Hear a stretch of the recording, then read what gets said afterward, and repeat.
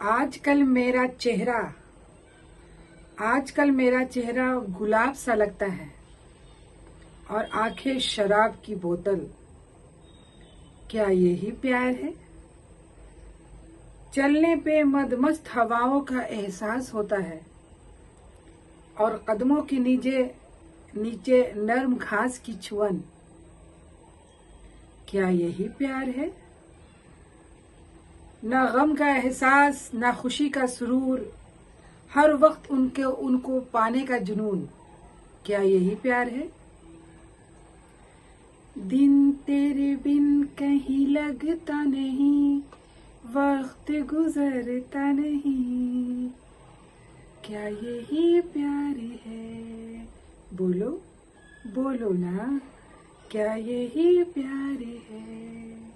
हाँ हाँ, यही प्यार है।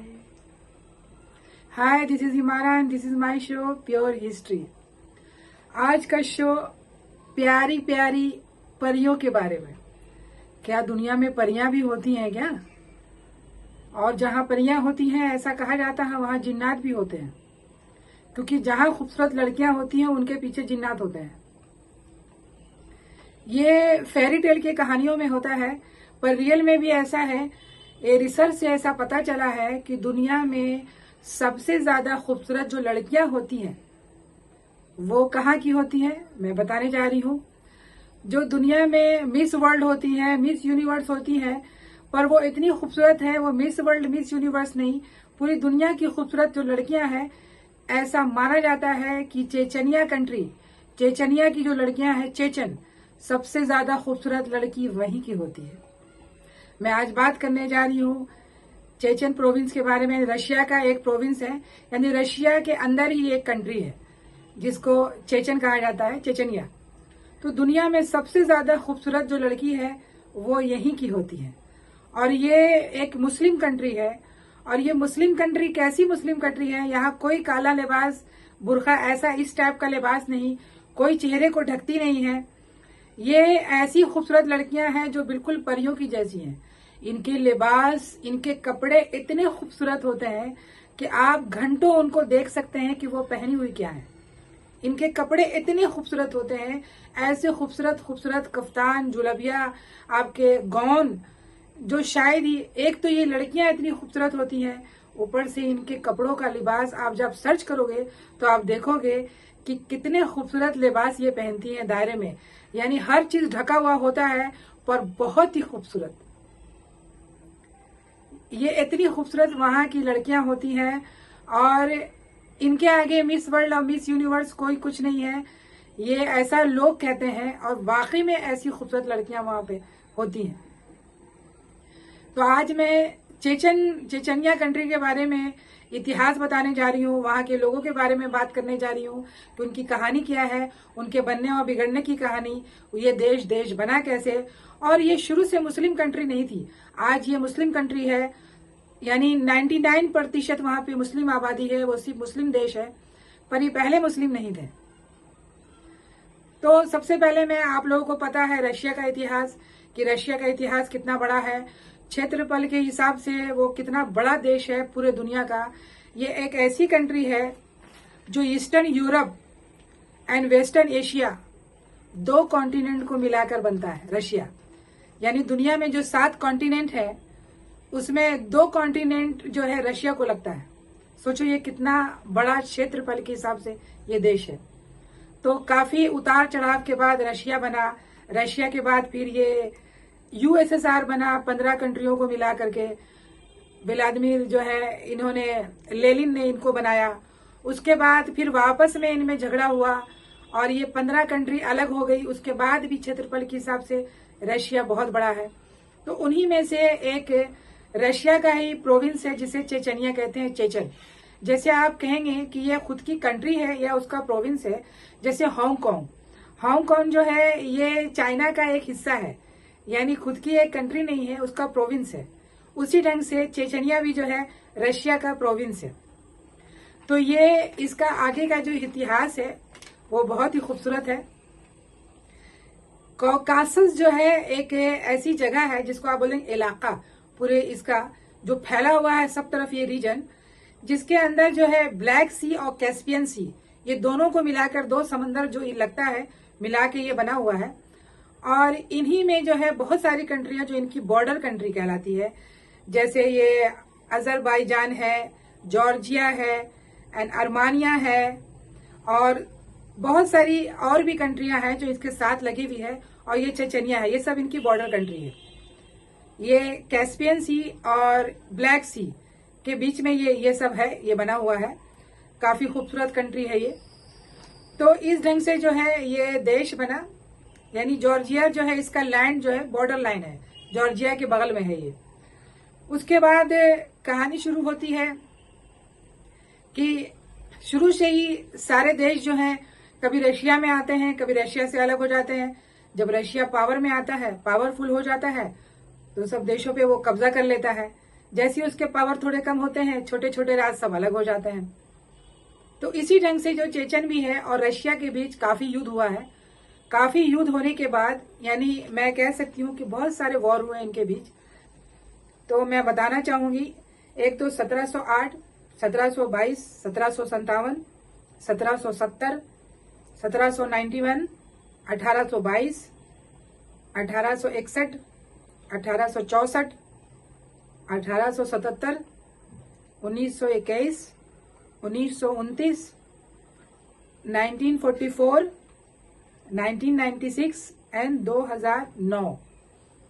तो फाइनल जो चेचन और रशिया का जो वॉर है, लास्ट में 2 वॉर जो है काफी इंपॉर्टेंट रहा है।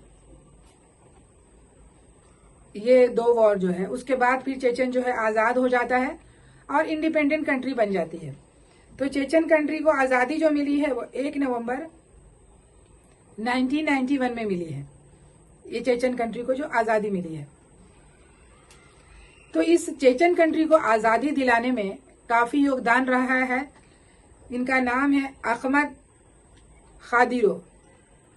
अहमद खादिरो इनका नाम है। ये इमाम थे और देश को आजादी दिलाने में काफी लोगों ने बहुत मेहनत की, बहुत झगड़े हुए, बहुत खून खराबा हुआ। रशिया ने बहुत दबाने की कोशिश की, रशिया ने बहुत जुल्म किया, पूरी चेचन कंट्री को बर्बाद करके रखा। ग्रोजनी जो है चेचन कंट्री का कैपिटल है। एक जमाने में ये ब्यूरिट सिटी यानी सिर्फ बर्बाद, यानी वहां सिर्फ कंकाल, बर्बादी, अकालापन था और कुछ भी नहीं था। रशिया ने इतने बार वॉर किया और इतना आक्रमण किया और बार बार इसे बर्बाद करने की कोशिश की, पर अहमद खादिरों ने बहुत योगदान दिया इस देश को आजादी दिलाने में, इसको आगे बढ़ाने में और मुस्लिम कंट्री बनाने में। क्योंकि पहले से तो ये मुस्लिम कंट्री था नहीं, ये लोग मुस्लिम नहीं थे, ये सब रशियन ही थे। तो बहुत सारे, सबसे पहले तो मैं बताऊंगी जो रशिया के कुछ पार्ट में ओटोमैन एम्पायर का भी काफी हिस्सा रहा था। जब उन लोग बहुत पावर में थे तो उन लोगों ने इसको जीत लिया था, और जीतने के बाद इसके वजह से भी वहां पे इस्लाम आया और ये आगे बढ़ा। पर उसके अलावा भी जो है काफी कुछ हिस्से, जैसे क्यूमिक्स, कबार्डियंस, नागाज एंड क्रीमियन तातार, ये सब प्रजाति है, कबीला है। ये सब जो है मुस्लिम थे और ये सब भी वहां पे आए और रहने लगे, जिसकी वजह से चेचन कंट्री जो है वो मुस्लिम कंट्री हो गई। धीरे धीरे यहाँ पे सब लोगों ने इस्लाम कबूल करना शुरू कर दिया। तो इस वजह से यहाँ पे ये मुस्लिम कंट्री हो गई है। तो जब इसको आजादी दिलाने में 2-3 लोगों का काफी हाथ था।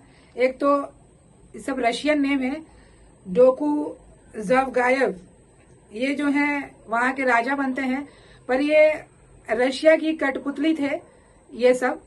यानी उन लोगों ने सोचा वही कि भाई चलो एक राजा बना देते हैं जो रशिया के अंडर में ही रहे, पर ऐसा हुआ नहीं। फिर बाद में इनको ओवरथ्रोन जो है कर लेते हैं, जोखर दुदायव ये कर लेते हैं और फिर ये यहाँ के राजा बन जाते हैं। फिर बाद में जो है, आपको जैसे मैंने बताया कि अहमद खादिरो ये जो है यहाँ के राजा बनते हैं। और फिर बाद में इनकी बहुत बुरी तरीके से एक फुटबॉल का मैच चल रहा था, वहां बम लगाकर इनको उड़ा दिया जाता है, इनको जान से मार दिया जाता है, क्योंकि ये वहां पे अपनी सत्ता चलाना चाहते थे। आज इन्हीं का बेटा जिनका नाम है रमजान खादिरो, ये जो है चेचन कंट्री के प्राइम मिनिस्टर हैं आज। और आज के डेट में रशिया और चेचन कंट्री बहुत ही अच्छे दोस्त हैं। शो मस्ट गो ऑन, क्योंकि जैसे फिल्म इंडस्ट्री में होता है no permanent friendship no permanent enemy, उसी तरीके से पॉलिटिक्स में भी यही चीजें होती है, no permanent friendship no permanent enemy. तो इस ढंग से आज जो है जिसने चेचन कंट्री पे इतना जुल्म किया कि चेचन कंट्री को बर्बाद करके रखा रशिया ने, आज व्लादिमीर पुतिन और रमजान खादिरो बहुत अच्छे दोस्त हैं। और जब भी कोई लड़ाई होती है, जंग होता है, तो इन्हीं के लोगों को बुलाया जाता है, क्योंकि पूरे दुनिया में अगर कुछ फेमस है तो वो है चेचन फाइटर। चेचन फाइटर यानी चेचनिया कंट्री के जो लोग हैं, कमांडो, इनकी ट्रेनिंग जो बचपन से दी जाती है इनको जंग लड़ने की, वो दुनिया में किसी के पास नहीं है। ये इतने बहादुर, इतने ताकतवर, एक जमाने में चंगेज खां के जो सैनिक होते थे वो इस ढंग के होते थे। चंगेज खां के सैनिक में ऐसा होता था कि जब बच्चा पैदा होता था तो उनके बच्चों को रात भर जंगल में अकेले छोड़ दिया जाता था। अगर वो बच गया तो वो मंगोल का सैनिक बनेगा, नहीं तो वो मर गया तो मर गया। ये ऐसी चीजें हुआ करती थी, ये सब लोगों में था।